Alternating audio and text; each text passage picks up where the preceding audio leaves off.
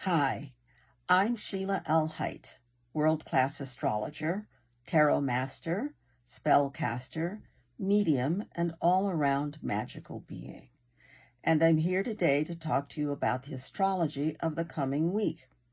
So there is a theme this week, a very strong theme, and it's the theme of relationship.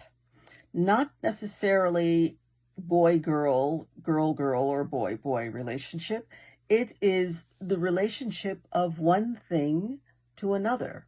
It is whether that relationship is going to be difficult or that relationship is going to be one of ease and cooperation.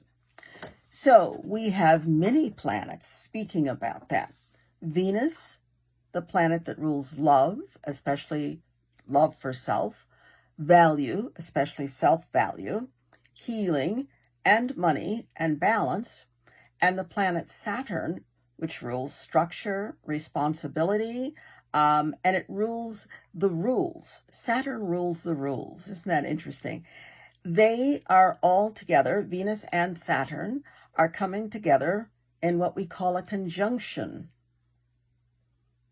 They are like side-by-side partners. It's kind of a cosmic hug.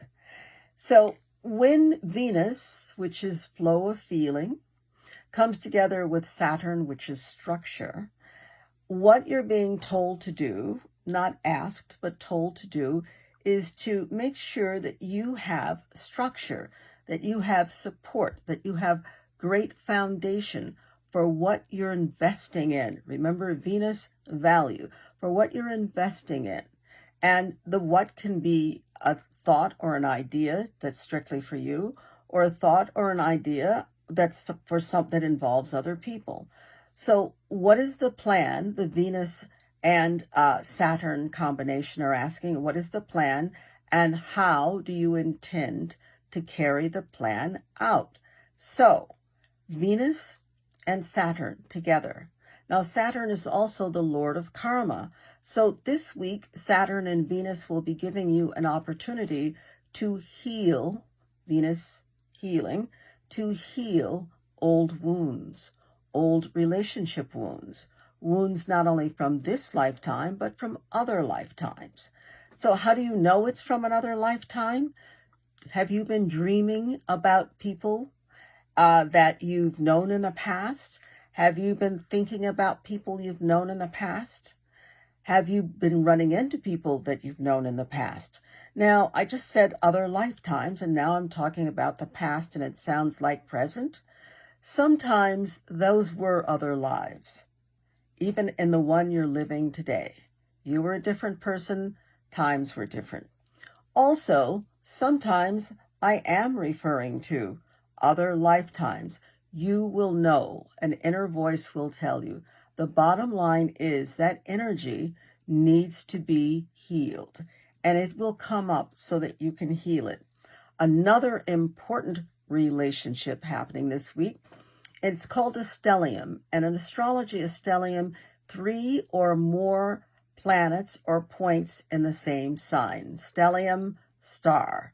So that will be, the stellium consists of Mercury, how we gather and process information, how we think and communicate, the sun, how we express our being, the moon, our emotional foundation in our soul and how we really are, and Chiron, which is not a planet, but it is an important asteroid, and Chiron is about healing our soul wound. So those have all come together, or will all come together this week, so that we can be clear and conscious about where we need to put our life force energy and what will support our foundation and our beingness and help heal our soul wound. That's really pretty big. That's a lot. So how do you go about that? Well, starting today, Sunday, Mercury, the planet of gathering and processing information, leaves the sign of dreamy Pisces and enters the sign of active Aries. So this is the week to be in honest, clear relationship with yourself and your dreams by making sure you are taking the actions that make them come true. Very important. The next thing we are going to be dealing with will be on Monday, when the actual Venus-Saturn combination hits directly. So that's tomorrow. And again, the value, Venus, of what you are investing in, Venus and Saturn, is going to be shown to you, and you need to respond in kind. So doing that shows us what you are invested in. Do you care about yourself? Are you making sure that your life, your world, is a smooth, effortless journey? And when I say effortless, I don't mean that you don't always run into obstacles. I really mean that whatever happens, you're flowing along with your life instead of meeting block after block after block. The next thing we're looking at, and I think is very important, is on Wednesday, Venus, the planet Venus, will be squaring the nodes. Hold on a second. The nodes, that's kind of like an axis, a seesaw of, on one end of the seesaw or axis is the cup that holds all of our past experiences, our past lives, the things that we did and some of the things we didn't quite finish doing. And the other end holds the opportunity, the north node, the opportunity to make something great of all of our experiences. So that will be really, really important because Venus will be right in the center of that seesaw or that axis. So this will really be about balancing what you did, what you were, what you learned how to do, with what you're going to do, how you're going to become, what you're going to become. That's the balance. And it's very easy if we don't fall into the pit of despair that comes when there will be an occasional obstacle. And when Venus and obstacles collide, sometimes there is despair of, oh, what's the use? Instead of looking at it that way, though, oh, how can I use this? So when Venus squares anything, especially the nodes, you're being given an opportunity to stand a little bit higher than the difficulty or the problem and to have a view of everything so that you can see everything and you can make wise choices from that place. So on Wednesday, definitely, if it doesn't feel right to you, don't do it. That's my hint for dealing with Venus square the nodes. If it feels right, then explore it. If it doesn't feel right, it's probably not what you need to be doing. On Friday, the thing we've all been waiting for is the first new moon of the cycle year. Cycle? Yes, seasonal. Aries is the beginning of the year, seasons-wise. Well, the first new moon is on Friday, early Friday morning for us East Coasters. And please prepare your moon water. It's very important. It's very potent, this moon water you'll be preparing, because you'll be able to drink spring.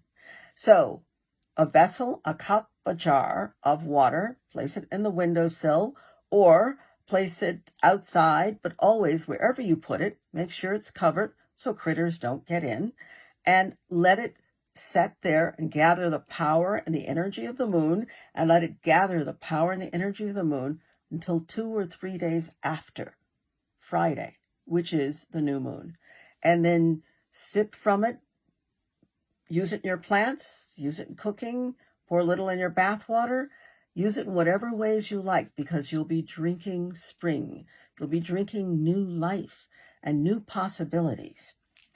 Now, what will also be happening on Friday and Saturday will be Mercury, thought, communication, gathering and processing information, making an aspect to Venus.